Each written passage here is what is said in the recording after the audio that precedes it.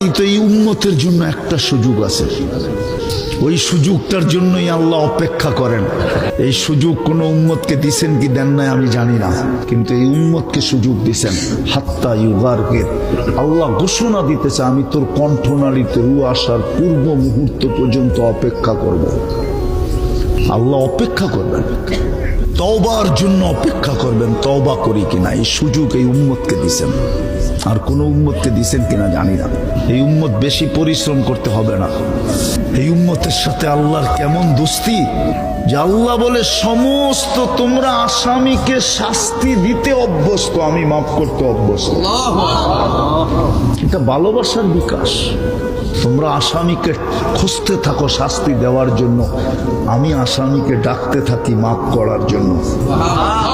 একটু পরেই প্রথম আকাশে চলে আসবেন আর ডাকতে থাকবেন, হালমিন মুস্তাগফির ফাগফির আলা, কে আসিস মাপ চাস আমি মাফ করবো।